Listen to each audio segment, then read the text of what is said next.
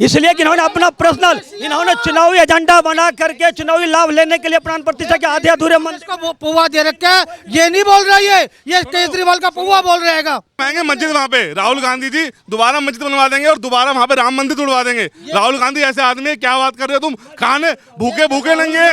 ये सरकार मथुरा, राहुल गांधी मथुरा में मंदिर बनवा दे, काशी जो हमारा है काशी में जाके बनवा दे, पूरा 400 पार वोट ले ले। ये तो कह रहे लोकतंत्र खत्म कर देगी ना बीजेपी, मंदिर तो बना। झूठा है बिल्कुल। जो ये अंग्रेजों की कह रहा है ना 200 साल की, ऐसे ही गद्दारों ने जो देश के गद्दार है उनको सपोर्ट करा, वो 200 साल कर गए। इस वक्त मैं आ गई हूँ उत्तर पूर्वी दिल्ली लोकसभा की रोहताश नगर विधानसभा सीट पर। रोहताश नगर का ये अशोक नगर है और अशोक नगर का ये प्राचीन हनुमान मंदिर है, बहुत ज़्यादा फेमस प्राचीन हनुमान मंदिर ये है। तो हनुमान मंदिर पर आने का एक ही मकसद है मेरा, क्योंकि अरविंद केजरीवाल सबसे पहले हनुमान मंदिर गए थे दर्शन के लिए। जैसे जेल से बाहर निकल कर आए तो सुबह हनुमान मंदिर गए, आशीर्वाद लिया, प्रसाद चढ़ाया और फिर आकर प्रेस कॉन्फ्रेंस की। अगर हनुमान मंदिर के पीछे की तरफ आप आ जाए तो यहाँ पर एक चाय की दुकान है और चाय की दुकान पर देखिए काफ़ी सारे तमाम लोग खड़े हुए हैं चाय का जायका लेते हुए। तो ये एक चाय पर चर्चा इनसे करने की कोशिश हम करेंगे और जानने की कोशिश करेंगे कि दिल्ली की जो राजनीति है उस पर इनका क्या कहना है। आप क्या कहेंगे? जो अरविंद केजरीवाल बोल रहे हैं कि मोदी जी किसको प्रधानमंत्री बनाएंगे, क्योंकि अब तो वो 75 साल के हो जाएंगे, तो ऐसा कौन कैंडिडेट है उसकी चिंता वो ना करें केजरीवाल जी, उनको जहाँ जाना है वापस वहीं भेज दिया जाएगा दोबारा उन्हें। उसकी चिंता प्रधानमंत्री जी जो बनाएंगे, जिसको बनाएंगे वो अपने हिसाब से बनाएंगे, क्योंकि उनका जो देखने का तरीका है अपने कैंडिडेट को वो सबसे अलग है। वो हर चीज़ अलग से लेके आते हैं और जो चेहरा उसके लिए भी आएगा ना वो सबसे हटके होगा। हाँ जी, तो लगता है कि वो प्रधानमंत्री मोदी जिस तरीके से कार्य कर रहे हैं उस पर जो है अटल रहेंगे। बिल्कुल अटल रहेंगे। हमेशा मोदी गारंटी जो चल रहा है वो मोदी अपनी गारंटी पे एकदम अव्वल रहेगा आगे तक। अरविंद केजरीवाल बहुत सारी चीज़ें बोल रहे हैं बाहर आकर जेल से। मोदी को तानाशाह बता रहे हैं, कह रहे हैं बीजेपी अगर फिर से आ गई तो 140 करोड़ की जनता पर तानाशाही की जाएगी, एक एक करके सारे विपक्षी दलों को जेल में डाल दिया जाएगा। अखिलेश यादव, उद्धव ठाकरे, ममता बनर्जी, सबको जेल में डाल देंगे। सबको डाला ना जाए पर केजरीवाल जरूर जेल जाएंगे। ठीक है, जिसने जो गलत कर्म किए हैं वो जेल जाएगा, सजा उसको मिलेगी। अब वो हनुमान जी मंदिर जा रहे हैं, वहाँ कुछ नहीं होने का। उनका एक ही तरीका है, मुख में राल बगल में छुरी। ठीक है जी, वो उसी हिसाब से चलते हुए आ रहे हैं आगे आगे कि भाई हम दिखावा करें, जनता के सामने हाथ जोड़े, कभी टोपी पहन लेते हैं जाके, ठीक है, कभी मंदिर बैठ जाते हैं। तो वो दोगला आदमी है। देखो मैं इस कैमरे पे ही कह रहा हूँ ये बात कि वो दोगला आदमी एक नंबर का। उसका पलटू राम कहते हैं ना, कैसे पलट जाए, वो 1 मिनट पलट जाता है। उसका कुछ दीन ईमान नहीं है, बेकार आदमी है ना। दिल्ली जनता चाहती, अब सातों की सातों सीट पे बीजेपी रहेगी दिल्ली के अंदर। और जैसे यहाँ पे हमारे कन्हैया खड़ा करा है इन्होंने, वो भी टाइम पास है बस। जिसका प्रधानमंत्री चेहरा राहुल गांधी जैसा हो, वो पार्टी कैसी होगी समझ लीजिए अपने आप। राहुल गांधी अगर प्रधानमंत्री का चेहरा है तो क्या गलत है? राहुल गांधी ठीक कैंडिडेट नहीं? हाथ जुड़वाओ हमसे तो भाई साहब। राहुल गांधी के हाँ दीजिए जवाब। भाई साहब को पता नहीं है, भारतीय जनता पार्टी को जो नींव रखने वाले, बनाने वाले लाल कृष्ण आडवाणी साहब ने कहा है, हेडलाइन में देख लेना, जो राहुल गांधी भारतीय लोकतंत्र का महान नायक है। अगर राहुल गांधी के नेतृत्व में अगर इंडिया गठबंधन और कांग्रेस के नेतृत्व में सरकार बनती है तो इस देश का जो है विकास जो है ना गंगा बह जाएगी। ये मेरी आवाज़, ये आवाज़ है। और लोकतंत्र को मजबूत करेंगे, संविधान को लेकर चलेंगे राहुल गांधी। ये आडवाणी साहब का बयान है। अच्छा, तो अरविंद केजरीवाल जो बोल रहे हैं कि बीजेपी जो है तानाशाह है, सही बोल रहे हैं? बीजेपी तानाशाह है। मैं चैलेंज के साथ कहता हूँ, सरकार बनाने के लिए 272 सीट चाहिए, लेकिन इस बार सरकार में माननीय प्रधानमंत्री जी क्यों कहते हैं 400 पार? 400 पार इसलिए कहते हैं कि अभी देश में लोकतंत्र और संविधान खतरा में है। क्योंकि किसी भी संविधान को बदलने के लिए, किसी भी नया कानून को लाने के लिए 2/3 बहुमत की जरूरत पड़ती है। तो 543 गुना 2/3 करके देखो तो 362 सीट चाहिए। ये 400 पार कर रहे हैं। जैसे इनको 400 पार मिलेगा, 362 जो है सांसद इनके पक्ष में साइन करेंगे, संविधान बदलेगा, लोकतंत्र खत्म होगा, आगे चुनाव नहीं होगा। एकमात्र जो है हिटलरशाही नरेंद्र मोदी जी के रहेंगे, ये आजीवन प्रधानमंत्री बने रहेंगे। अगर राहुल गांधी सरकार कैसे चलाएंगे बता दीजिए आप। कैसे कार्रवाई करेंगे? बोलना नहीं चाहता। आप लोग जातिवाद वाले हो, लालू यादव के यादव वाले आदमी हो आप। और ये यादव उन्होंने अपनी अम्मा झूठा प्रोपेगेंडा क्यों? वो तो कह रहे हैं कि बीजेपी अगर लोकतंत्र खत्म करे। गलत, झूठ बोल रहे हैं बिल्कुल। ऐसा हो ही नहीं सकता कभी भी। राहुल गांधी अपने ननिहाल इटली से आके भारत चलाएंगे। जैसे उनका सरकार बन जाएगा उसके बाद वो चले जाएंगे इटली अपने ननिहाल में। हमारे भारत का लोकतंत्र कैसे चलेगा? दे देता हूँ, एक मिनट। हम लोग कहते हैं कि अंग्रेजों ने 200 वर्षों तक भारत को गुलाम रखा। इसी देश का भारत मूल का मतलब भारत मूल का और ब्रिटिश नागरिक ऋषि सुनक ने बताओ, भांजी सुनो इधर, ऋषि सुनक आज ब्रिटेन के प्रधानमंत्री हैं। अगर वो भी कहते कि ये भारतीय है जिस पर हमने 200 वर्षों तक शासन किया, जिसको हमने जूते के नीचे रखा, उसको हम देश का प्रधानमंत्री क्यों बनाएंगे? ये सोनिया गांधी पर सवाल उठाते हैं, राहुल गांधी पर सवाल। राहुल गांधी का परिवार इस देश को आज़ादी दिलाया, इस देश के लोकतंत्र और संविधान को बचाने का काम किया। नेहरू जी प्रस्तावना में क्या लिखा है? हम भारत के लोग। प्रस्तावना किसने दिया? पंडित जवाहरलाल नेहरू ने दिया। लोकतंत्र को किसने मजबूत किया? नेहरू ने किया। आज जो कहते हैं चाय वाले, सुनो एक मिनट एक मिनट रुको सुनो जवाब। राहुल गांधी लोगों ने ही देश का बेड़ा गर्क किया है। मैं एक बात कहना एक करके बोलिए, एक बात कहना चाहूँगा। ये बता रहे हैं कि मोदी ने सब कुछ गलत किया। अभी सर काशी हमारा छूटा हुआ है, मथुरा छूटा हुआ है, वहाँ पे बनवा दो आप लोग ना। पार्टी आप पार्टी ये बनवाएंगे मस्जिद वहाँ पे। राहुल गांधी जी दोबारा मस्जिद बनवा देंगे और दोबारा वहाँ पे राम मंदिर तोड़वा देंगे। राहुल गांधी ऐसे आदमी है, क्या बात कर रहे हो तुम? खाने भूखे नंगे हैं ये सरकार। मथुरा, राहुल गांधी मथुरा में मंदिर बनवा दे। काशी जो हमारा है, काशी में जाके बनवा दे, पूरा 400 पार वोट ले ले। ये तो कह रहे लोकतंत्र खत्म कर देगी ना बीजेपी। मंदिर तो बना, झूठा है बिल्कुल।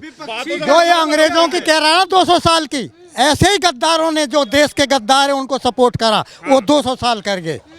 इस तरह के गद्दारों की मुझ पर। संविधान जो है कांग्रेस ने बचाया, संविधान पर कांग्रेस चल रही है, बीजेपी नहीं चल रही है, कह रहे हैं। झूठ बोल रहे हैं बिल्कुल। संविधान जो है बीजेपी ने बचा रखा है कि बिगाड़? और ये जैसे ही आपकी प्रधानमंत्री जी शपथ लेंगे, ये बात कर रहे हैं राहुल गांधी की पप्पू की, ये कहे कि राहुल गांधी मंदिर बनवाएगा कृष्ण जन्मभूमि का। राहुल गांधी बनवाए ना बनवाए, हमारे नरेंद्र मोदी डंके की चोट पर 2024 में उसकी आधारशिला रखी जाएगी। चाहे कानून पास हो, कानून पास करा के बने या वैसे बने। बताइए। आज मैं जवाब देता हूँ, मंदिर के खिलाफ कोई हिंदुस्तानी नहीं है, ना हिंदू है ना मुसलमान है। कांग्रेस ने बनवाया क्यों नहीं? आप कांग्रेस के सपोर्टर हैं। हिंदुस्तान की इज्जत बचाई है तो मोदी ने बचाई है। कांग्रेस ने कुछ नहीं किया, पूरे हिंदुस्तान की इज्जत लूट ली।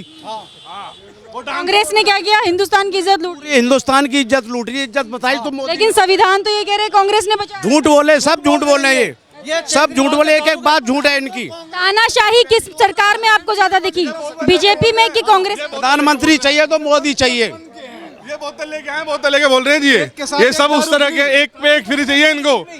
नरेंद्र मोदी जी डंका की चोट पर, यानी कि संविधान के अंदर पास कर 2024 में हमारा कृष्ण जन्मभूमि का मंदिर बनेगा, और डंके की चोट पे बना। वोट क्या सिर्फ मंदिर के नाम पे पड़ रहा है? नहीं, जरूरी है कृष्ण जन्मभूमि का मंदिर बनना, मेरे भगवान। यानी कि क्योंकि वो हिंदू स्थापना का मतलब ये है, ये तो सनातनीय यानी कि सनातन भारत के अंदर जिंदा रहेगा तो हम जिंदा रहेंगे। ये कारण क्या है? इटली पॉलिसी लाना चाहते हैं, अमेरिका से दबाव डलवा रहे हैं कि केजरीवाल को छोड़ दिया जाए। क्यों छोड़ दिया जाए? अबे तेरे घोटाला किया है, तेरे हथकंडे अपनाए हैं, तेरे को। आप कह रहे हैं कि कोई भी हिंदुस्तानी जो है, जो जिस पार्टी के नेता बोलते हैं भारत तेरे टुकड़े होंगे, वो क्या लोकतंत्र बचाएंगे, क्या देश बचाएंगे, क्या देश संभालेंगे? जब वो कह रहे हैं भारत तेरे टुकड़े होंगे, ऐसी पार्टी को हम नहीं चाहते कि हमारे बीच में रहे भी। मैं चाहूँगा केजरीवाल के बाद राहुल गांधी भी जेल जाए अपनी माता के साथ में, दोनों वहीं पर अपना टाइम बिताएं, आएगा भगवान का भजन करे, ताकि इनको। कह रहे हैं कि कोई भी हिंदुस्तानी मंदिर के खिलाफ नहीं है, लेकिन कांग्रेस इतने सालों से पेंडिंग रहा राम मंदिर, क्यों नहीं बनवाया? सुनो बहन जी सुनो, चूंकि वो केस सुप्रीम कोर्ट ने बनाया है मंदिर। सुप्रीम कोर्ट ने बनाया है मंदिर, तो किसने बनाया? तो इतने साल कांग्रेस की सरकार रही, एक स्टेप भी लिया कांग्रेस ने राम मंदिर बनाने के लिए? एक स्टेप भी लिया? हर स्टेप ताला किसने खुलवाया? राजीव गांधी ने जो है राम मंदिर का ताला खुलवा करके हिंदू को पूजा पाठ करने का अधिकार दिया। अब बात राम मंदिर क्यों नहीं आए राहुल गांधी?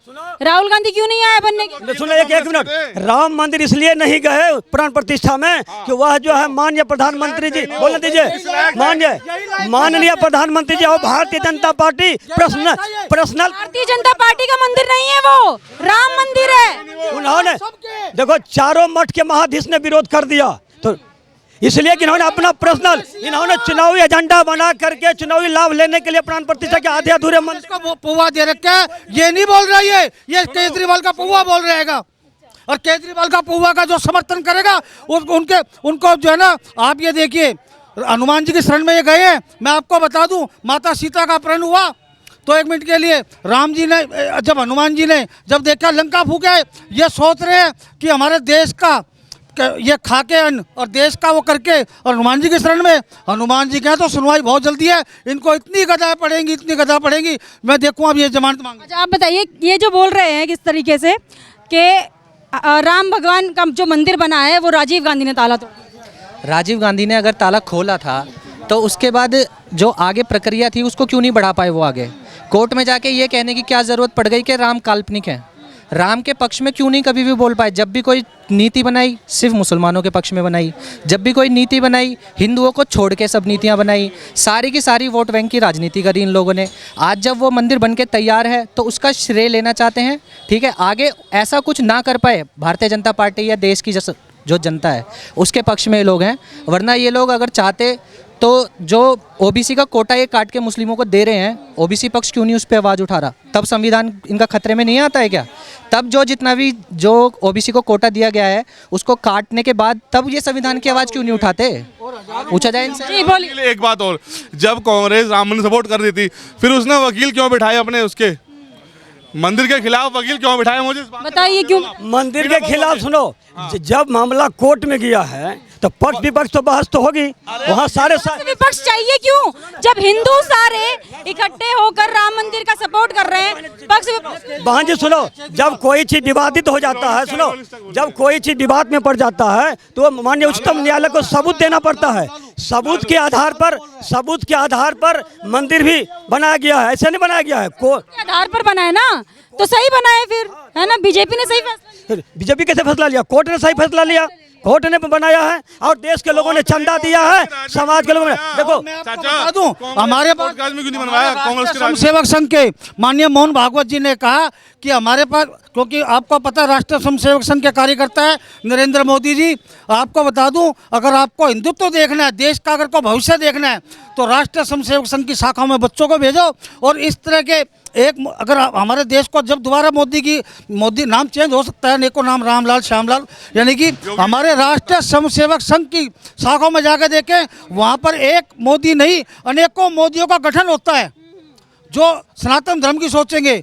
वहाँ इस तरह नहीं कि ये कांग्रेस और ये देखो ना, चोर चोर मुछेरे भाई। बताओ, इसकी माँ को गाली बकता था ये केजरीवाल कि इन्हें दे, और आज ये दोनों एक ही पालने में बैठे हैं। और इसको जेल कराने में भी मैं आपको बता दूं, ये कांग्रेस का आता है, इन्हीं का, देखिए इन्हीं का वो ले लिया वो वकील, क्या नाम उसका, मैं नाम बोल रहा हूँ, कपिल सिब्बल, और वो सिंधवी। यानी कि ये तो कारण क्या है, उन्होंने मरवा दिया और ये मर जाएंगे। और हिंदुत्व में सनातन धर्म का पलड़ा भारी होगा और हमारे भगवान श्री कृष्ण जी की मुरली बजेगी। और ये जो है ना, जब केजरीवाल पे, लेकिन वो तो हनुमान मंदिर गए आशीर्वाद लेकर, वो ऐसे गए हैं, नाम के लिए गए हैं बस। मैं कत्ल करके जाकर मंदिर में चली जाऊं और हनुमान जी माफ कर देंगे। एक बात और, हमारे हनुमान मंदिर है, इसके सामने ठेका पास करा केजरीवाल ने। जितनी कॉलोनियों में मंदिर होते हैं, मंदिरों के 50 मीटर 20 मीटर पे ही ठेका उन्होंने पास किया। जितने भी ठेके पास करे, स्कूलों के पास लोगों का जीना मुश्किल हो गया था। और इस चीज़ के लिए लोगों की बद्दुआएं लगेंगी। जो लोग खराब हुए नशे में, शराब पी के फ्री की, सब खराब हुए हैं, वो उन सब की बद्दुआएं लगेंगी इसे केजरीवाल को। देखिए यहाँ पर माहौल बहुत ज़्यादा गर्म हो गया है। लोग जो हैं अभी भी कंटिन्यूसली बोले जा रहे हैं क्योंकि काफ़ी कुछ है इनके पास बोलने के लिए। और यहाँ पर एक व्यक्ति है जो कांग्रेस का और केजरीवाल का सपोर्ट करने आए थे, लेकिन तमाम लोग जो हैं बीजेपी का पक्ष रख रहे हैं और बोल रहे हैं जिस तरीके से काम बीजेपी सरकार में हुआ है, राम मंदिर के ऊपर जिस तरीके से बात बीजेपी सरकार में हुई थी और वो बनकर तैयार हो चुका है, वो बीजेपी सरकार में हो, क्योंकि कांग्रेस ने कभी भी राम मंदिर का मुद्दा नहीं उठाया और बीजेपी की सरकार में वो बनकर तैयार हुआ है। तो एक सबसे बड़ा मुद्दा तो ये है बीजेपी को वोट देने के लिए। और आने वाले टाइम में और भी जो हिंदुओं के पक्ष में काम होंगे वो बीजेपी सरकार ही करती रहेगी। इसलिए इन तमाम लोगों का वोट जो है बीजेपी को ही जाएगा। कैमरा पर्सन शिवम के साथ मैं मनीषा, हेडलाइंस इंडिया।